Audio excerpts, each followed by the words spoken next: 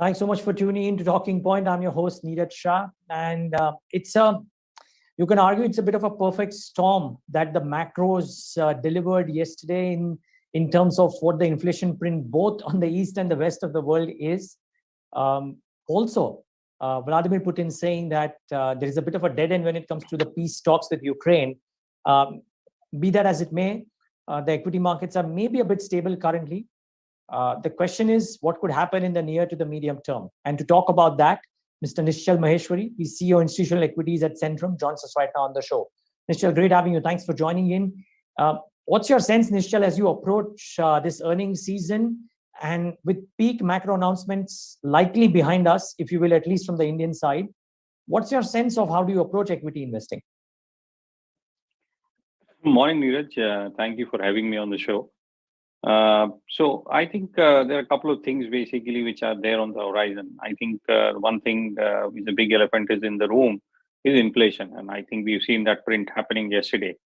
And now we still continue to see basically because of either continued lockdown in China, which is the supplying bowl of the world, and secondly the European war. I think this kind of inflationary condition seems to be continuing, either because of supply side constraints or because of the war, oil being a fallout of that.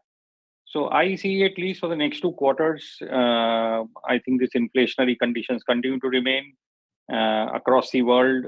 Most central banks are behind the curve, and now they are all scrambling basically. I think the US will start off, an aggressive start off basically is going to happen, and in the next already the print shows that it's going to be at least 2.25 to 2.5% increase in this next 9 months.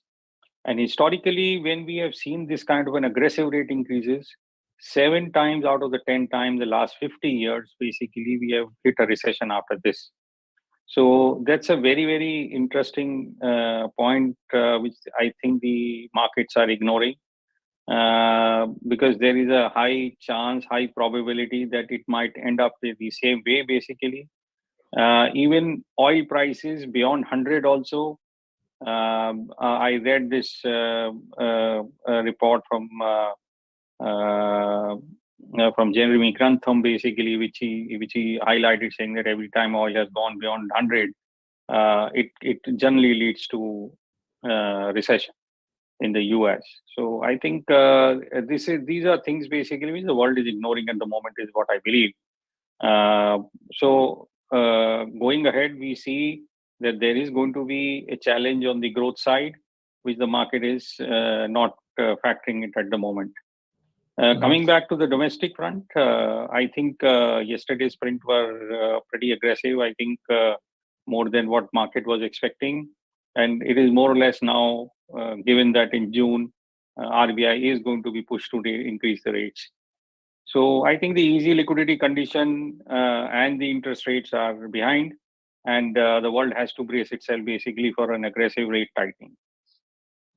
So what's your advice to your team and from your team to your large institutional investors when it comes to the quantum of equity allocation? Is it still 100% and therefore spread differently within sectors? Or are you open to being on a bit of cash as well in terms of the advice that you give? So, Neeraj, typically most of our clients are the mutual funds, TIs and all. They are largely, they do not have any call on the cash, and they are more relative players than absolute players. So that's why they are always invested almost 100%, barring 4 or 5% of cash for liquidity situation. So in these kind of scenarios, what we are recommending to people is basically there are 2 trades which are playing out and playing out well.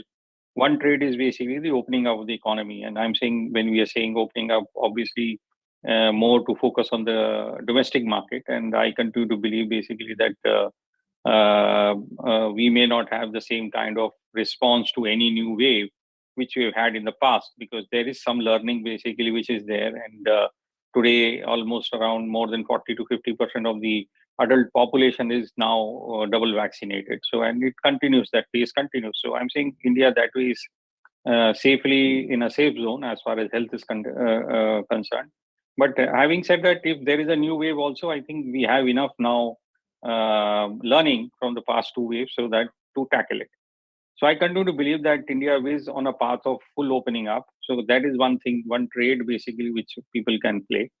Now, whether it is in schools and colleges opened up, so books, stationery, bags, I think there are several of them basically which has not been played as yet. Paper, again, basically people coming back to offices, printing. I'm saying all these things basically are opening up trades. ITC is one of them. We have been pushing that stock for a long time, and surprisingly, you would be surprised. Basically, a large part of consumption of cigarettes happen in the office, and people, when they tend to stay at home, obviously do not consume the same quantity. I'm not a smoker, but when I speak to a few of my colleagues out here, obviously the trips downstairs are many more basically than they would have done it at home. So I'm saying ITC. So one is opening up trade, and the second one is obviously inflation immune stocks. When I say immune, it is a relative term. There is nothing basically which can be inflation immune 100%. So there has to be inflation immune stock on a relative basis. And I believe services is one sector basically which is relatively immune, because there is the input costs are not there. Input costs are largely people. And I think their salaries and all basically are irrespective of whatever the market is. There is a certain amount of inflationary cost which is built in. So I think BFSI, if I look at it from that, but not the banks, because banks obviously in a rising interest rate scenario always trade negatively. But certain other sectors like insurance, AMCs, rating agencies, these are all services basically which one should look at. Again, port services, so Adani. I'm saying these are some of the stocks basically. Concor. So some everywhere where you can find services. Obviously, IT is one of them, and IT obviously I think is getting a bit cautionary scenario, given that US might come into a recession. So people are worried about bit on the demand. And the second is the inflation pressure, basically, especially because of attrition, and not because the wage pressures are very high, but is high cost of attrition, basically, where we saw in TCS just now, 17% attrition is there. So I'm saying services is another one, basically, which we are saying to play through inflation immune stocks. And obviously, then the defensive sectors, FMCG, which has not done very well in the last 2 years. So I think this is a good time to go out and look at an FMCG. I'm saying once again, they are not immune to inflation, but they are obviously having a issue, having a pressure on the margins. So, yeah. So I have counter questions on three of the things that you said, Nischal. Let me try and probe you a little bit on there. On banks, right? One of the schools of thought is that in a rising interest rate scenario, they will pass on the rate increases very swiftly. The cost of funds might not go up in the same fashion, or there might be a disproportionate increase on the lending as opposed to the cost of funds, and therefore the spreads and the margins might actually do well. You don't subscribe to that school? No, that is a given. It's a fact basically that the asset side of the balance sheet of the banks basically get repriced faster than the liability side. That's a given fact. The only thing remains to be that there is an inverse relationship as far as the valuation is concerned. In a rising rate scenario, basically your valuation is going to be negatively impacted. Okay. So cost of equity goes up basically. So I'm saying now earlier when you were assuming free rate of return, that is now changes basically as your risk-free rate of return goes up. So equity cost goes up basically, and that's why you are seeing you are going to have an impact on the valuation side. So that's why I think, and that's why you see that the highly valued stocks have got a much larger impact than the reasonably priced ones. Yeah, particularly on the mid cap side. I on the banking side. Even in the large cap sides, basically. Yeah. No, but on IT services, I think we've seen mid-cap IT, which was trading at fairly high valuations, getting correcting quite a bit, Nischal. Can I ask you, and the jury's out there or open there, but can I ask you if you believe that there could be a pullback across the board because of, again, what's happening on NASDAQ as well? Or do you reckon Indian IT services, after a bit of caution, could come back into their own because of all the other factors that work for them? So what I take away from TCS results basically is the demand still remains to be robust. If you look at it, basically, whether it is the $100 million accounts or they just continue to add up there. So I don't see demand is still a question. Maybe that will happen basically in a quarter or two, at least for the moment, given that only TCS results are out. They are not saying that the demand is having an impact. But I think the other two things which I highlighted earlier, to an extent, wage pressure, and the second thing, most important thing, is the attrition. So that is what is impacting their margins. I continue to believe today Infosys is also going to have some softer margins, maybe 30 to 50 basis points there also. Some softer margins are going to be there. So this is what is going to actually impact IT. But having said that, I think it's a very safe zone. You have growths basically which are on the large caps. They have been giving you guidance of 13 to 15%. INP has been guiding something like a 20% kind of a growth this year. And you have currency basically in favor of you. So it may not depreciate much from here because we have got a very strong reserves. But still, I think I don't see any scope of appreciation of the currency. So at these prices, basically, you are pretty stable. And if you have a 20% kind of a growth, anywhere from 15-20%, so I think this is a good place to hide. Nischal, the third one is on FMCG, and I wanted to understand what.